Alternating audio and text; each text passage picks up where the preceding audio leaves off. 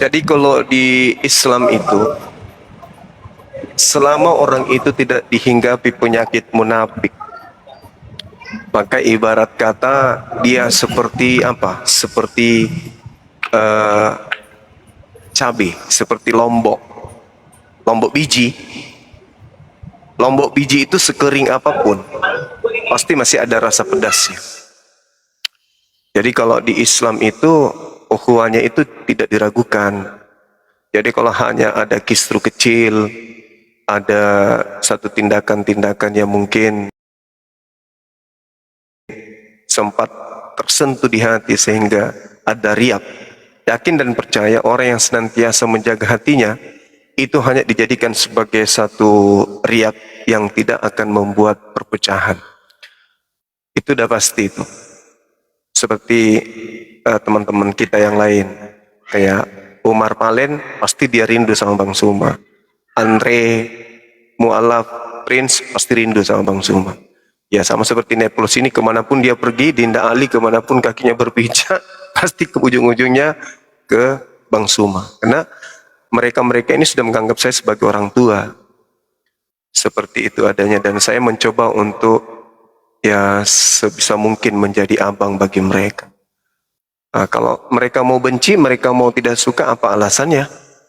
Gak ada alasan yang bisa mereka jadikan sebagai satu pegangan untuk menjauh atau membenci. Jadi percayalah teman-teman, kami apologet Islam itu meskipun ada riak kecil, misalnya ada yang sempat dikeluarkan dari api, ada yang kemudian ya itu hanya sebagai bahan introspeksi diri aja. Ya, bisa jadi yang mengeluarkan tidak jauh lebih baik daripada yang dikeluarkan. Bisa jadi juga dia keluar karena ada strategi yang akan disusun. Itu hanya biasa ajanya. Jadi di Islam itu, umat Islam di Indonesia ini percayakan kepada kami para apologet ini, kami satu, ya satu kata, satu komitmen, bagaimana kemudian bisa menjalin silaturahim di sosmed dan memperlihatkan yang terbaik untuk umat. Kasus wudhu baptis, kasus Dewa Molok, itu hanya sebuah fenomena yang harus terjadi, di mana kedewasaan berpikir, kemudian kematangan di dalam berlogika, dan juga jiwa besar dan berpikir besar, itu adalah cerminan apologet Muslim. Di situ ada kata-kata yang tidak mengenakan bagi kita. Tapi di sisi lain, ada ruang yang begitu luas, yang bisa membuat kita tertawa dan berpelukan bersama. Ya itulah indahnya Islam. Indahnya Islam itu, kata Rasulullah, ya kata Al-Quran, Muhammad Rasulullah, Nabi Muhammad itu berkasih sayang kepada sesamanya dan keras terhadap orang kafir. Nah itulah, jadi tidak usah terbawa suasana bahwa pernah ada kayak begini, bla bla dan seterusnya. Percaya deh sama kami apologet Islam. Di belakang layar itu kami saling mencintai, kami saling menyayangi. Tanya sama Valen, tanya sama siapa lagi? Alamak, kami di belakang layar itu pelukan.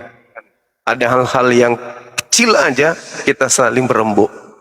Jangan dipikir di luar itu kita ada pertentangan, di belakang layar itu kita berpelukan, ya kita saling berukhuwah, kita saling mendukung satu sama lain. Tanya sama Bang Valen atau Dinda siapa namanya Andre, semuanya baik-baik saja.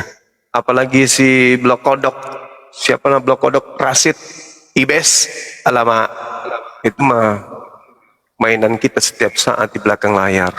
Itu.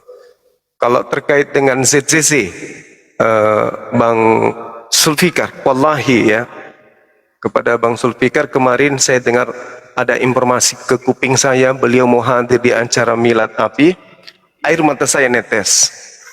Bayangkan itu, ketika Budak Angon mengatakan Bang Sulfikar mau datang ke sini, Bang menuju ke sini, saya masuk kamar, saya duduk, kemudian saya istighfar, air mata saya keluar, subhanallah. Saya nunggu, tapi ternyata beliau entah ada halangan, beliau nggak sempat hadir. Lalu kemudian laporan ke saya, tim kita tadi, Bang, kemarin yang melaporin ke Bang Suma, Bang ada seperti ini, ZCC, apa saya katakan, kamu butuh tanda tangan berapa? Kalau tanda tangan saya, semua tangan saya boleh tanda tangan kalau untuk ZZZ. Jadi tidak ada di luar yang Anda sahabat-sahabat lihat di belakang layar itu kami rangkulan. Tak ada masalah sedikit pun di tubuh Islam itu. Oke? Assalamualaikum. Itu yang perlu saudara paham. Mantap. Seperti itu.